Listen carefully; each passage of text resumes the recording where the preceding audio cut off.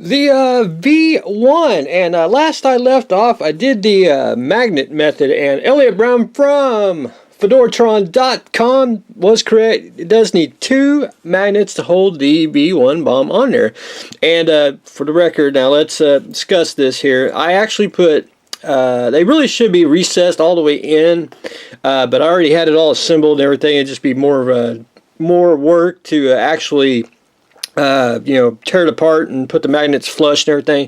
If I pre-planned this ahead of time, it probably would have worked out, but we're going to say that this is a magnetic system, so that way it will fit in just fine. Did the same thing with the bottom 2 magnets on the, and there you have it. Works out just right. It sticks up a little bit, but that ain't enough to, I don't think, matter. And if necessary, if you ever wanted to get another V1 bomb and paint it, bright red, you could swap them out, and we got a lot more magnets to put on there. But anyway, I think that looks pretty darn slick, and I want to start probably incorporating more magnets into everything. I just always forget that that they're available and that I have some, and so we may just have to plan that out a little bit more. So I got the magnets on. I got the V1 painted a German gray, which I had to go and go get some Tamiya, because all the hobby stores have Tamiya paints. They just don't have Vallejo. They do have Vallejo, but I call it the basic line. When you start getting in the specific colors, they really don't have it. Usually why you have to buy them online, but anyway, Tamiya is pretty cheap, and it is a reliable paint. So got the German gray on there. I got to do some shading on it, and I'm going to do that last. But then I went ahead and basically painted the launch reel gray color, painted the the guard on it, the dark yellow, and I started doing a splinter pattern on it. I'm going to put a brown next. I just got the mask removed, and I started doing that on the main hole too. When I do a splinter pattern, I'm very random. This gives me a little freedom to put it every which way I think it looks cool. I just like to do my own little version on it.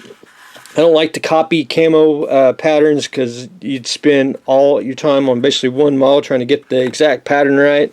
And I like the random pattern because I think it makes it look very unique.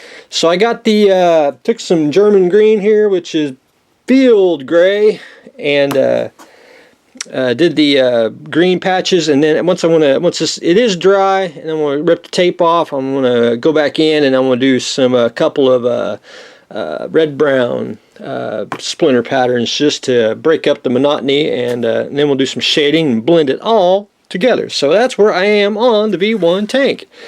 The Sherman, I did get the tracks pretty much painted, got the bogey wheels painted, and I got the decals on, which is basically about it's supposed to be a couple of decals on the fender here, which I didn't like it. I left it off. I thought it was too gaudy, so I did put the one on each side and one on the front, and then I'm going to do a little bit of weathering just to get the shine down, and then I'm going to seal it with a flat.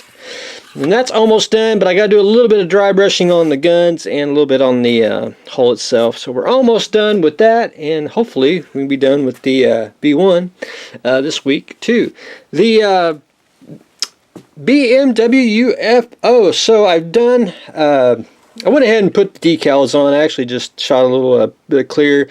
The kit didn't come with any decals, so I kind of robbed it from... I got a supply of 72nd scale decals for tanks, so I added some Balkan crosses. There's supposed to be some numbers. I kind of left the numbers off. I really couldn't find one in the tank decal sheet. I'd kind of want them big enough, but they were kind of tiny. So I thought, that looks good enough. I think it breaks up, gives it enough, gives it a generic look. I like generic vehicles. I think they're more cool than a specific vehicle. But anyway, shading is just about done. I need to shade a little bit more. I did pull the tape off the cockpit there. You see the smoke hides everything. Nice. I got to go back in, and I got a little bit of bleed. I just got to... It's acrylic paint, so I just got to scrape it off. Get that cleaned up, and basically shoot it with a gloss, and we'll be good to go. I got to paint the bottom. I got to do the exhaust. I haven't done that, but just a little more shading, and then I will call that pretty much done as well. But anyway, we're almost done with the BMW UFO. So basically, I'm going to try to knock out all 3 items. Hopefully this week's what I'm planning on doing. But anyway, that's what I've got going on today. I should have a shed update, but we are getting splinter powdered on the V1 tank, getting decals and final weathering on the demolition Sherman, and trying to finish up the BMW UFO. So that's what I got going on today. So stay tuned for the next exciting episode.